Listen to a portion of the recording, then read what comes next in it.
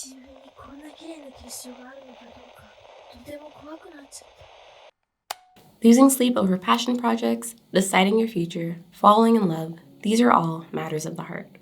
The late Yoshifumi Kondo delicately laid these moments on top of each other like oil paint on a canvas in a 1 hour and 15-minute film that feels as beautiful as it looks. The story follows Shizuku, a bookworm and closet creative who is busy trying to translate the song Country Road into Japanese for her school's choir. Little breadcrumbs lead her and therefore us throughout her story, from the boy whose name appears in the books that she reads, to the cat on the train that leads her to an antique shop, to the cat figurine with lifelike eyes known as the Baron. The story progresses slowly but surely, and at some points may feel like it's over when it's only the middle of the film. In true Studio Ghibli fashion, the audience has to sit back and relax and let the story meander along and take us along for the ride. As we're taken through every step of Shizuku's story, quite literally as she glides and wanders about Western Tokyo, taking in all the sights and sounds that will act as her muse.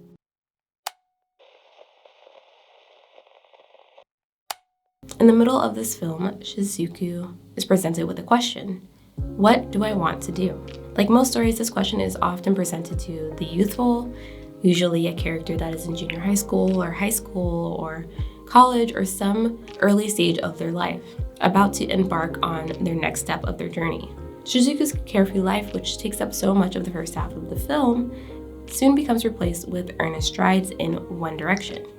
To an older viewer watching, it may seem like Shizuku has so much time to figure out who she wants to be and what she wants to do with her life. But to her, she feels constrained. She has to find the answer now, even though her grades are dropping, even though her relationship with her family is becoming more fragile, even though the boy she loves is leaving to fulfill his dreams. She has to write her story before he comes back. She has to write her story to figure out what she wants to do. She takes a leap right into a fantastical world inspired by the Baron and Tokyo and her own willingness to unearth herself. A part of the film I was honestly a little disappointed was so short, but also I understand that it did a great job of emphasizing this brief euphoria of feeling inspired and wanting to create something that soon gives way to reality. What the movie lacks in an abundance of fantasy, it makes up for in grounded realism. The most emphasized matter being something that every human must face, the matter of choice. The parallels of choice and loss and distance and time are shown in various aspects of the film. From Shizuku's own mother, who is going to graduate school much later on in her life, to Shizuku's older sister, who is in college and is trying to move out and be on her own, to Shinji's grandfather, who had to leave behind the woman that he loved because of time and war and distance. There's also the Baron and his partner who face the same fate as Shinji's grandfather. There's the Dwarf King and the Princess, and there's Shinji and Shizuku. Each character reflects their choices, and they emphasize that each choice is never easy and that they do not always lead down the happiest path. The king can only see the fairy princess at noon. Shinji's grandfather never found the woman that he loved. Choices are fickle, uncertain things. You never know how they will turn out until you've made them. Even so, the story rewards the characters for trying and failing and trying again. Shinji knows his violins are rough, but he keeps making them. Shizuku knows her story isn't perfect, but she keeps writing it until she's finished. This earnest will to keep moving forward, even though it's scary, is always a risk worth taking. I find it funny that Shizuku is the inspiration for the Loafy study girl when throughout the entire film, she is hardly ever studying. For the most part, she is working diligently on her story, struggling to put her pen to paper, find the right words to describe this whimsical world that exists inside of her head. So adamant about her work that it takes up her entire attention, to the detriment of her place in the world as a student and as a daughter. As a writer myself, the struggle to find balance between the whimsy of inspiration and the hard grinding work that it takes to create something and continue to do it until it's finished really spoke to me.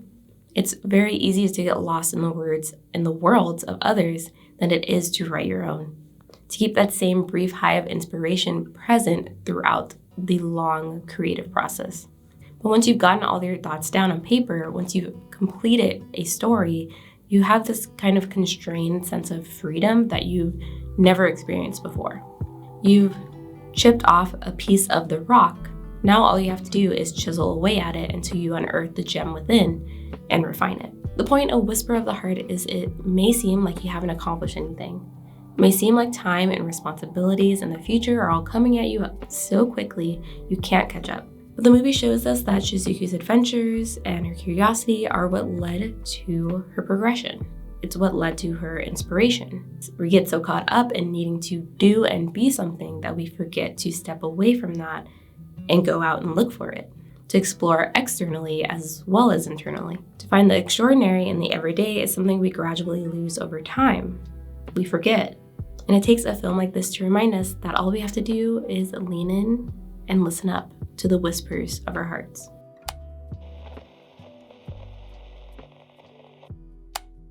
And though Kondo's life was tragically cut short by the same profession he had worked so hard in and had loved so diligently, you can tell that the story spoke volumes of his own passion.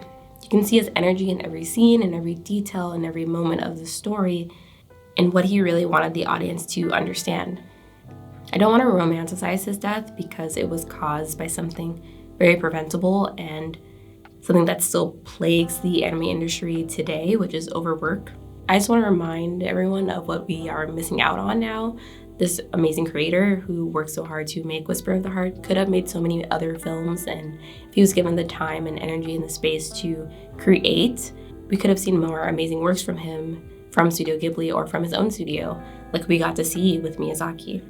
In a way, Kondo's life is kind of like the final act of this film, the much darker reality of creativity. The fact that creatives often give everything that they have until there's nothing left to give, chiseling away at the gem until it's fallen apart and turns to dust. It's a reminder that no matter how passionate you are, there are still limits. If you want to learn more about Kondo and Ghibli and everything that went on behind the scenes of Whisper of the Heart, I highly suggest you go watch Steve M's video. I'm going to put it up here somewhere, where he talks in depth about Kondo's life and his work.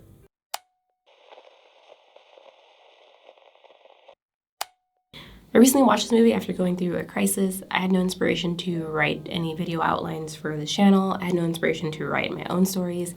I just felt very stuck and scared, and I kept thinking, what do I want to do? What are my next steps? What have I accomplished? There were so many questions bogging me down and just making me really sad. So one day in the middle of the day, which I don't normally do, I went and sat in front of the TV and I turned on Whisper of the Heart because usually nothing can cheer me up like a good story. After watching it, I instantly had the inspiration to write out this video essay / love letter to it, and it inspired me to work on my other video outlines and inspired me to write once again. It gave me this brief moment of inspiration that I kind of had been missing because I had been looking too deeply within my own mind and thoughts and not looking externally at the world around me, which speaks a lot to the point of Whisper of the Heart. For all my creatives who let their minds eat away at their creative energy, this is just a reminder to step away from the screen, go outside, read a book, follow a cat on a train, or watch a Studio Ghibli movie. Since Ghibli is very diligent about removing content from YouTube that they do not want on other people's channels, this video may or may not be monetized. And if you would like to support this video, if you want to support the channel, I have a Patreon down below that you can join. Also, you can buy me a tea or a coffee. So thank you so much for watching. Stay safe. I'll see you in the next one. Peace.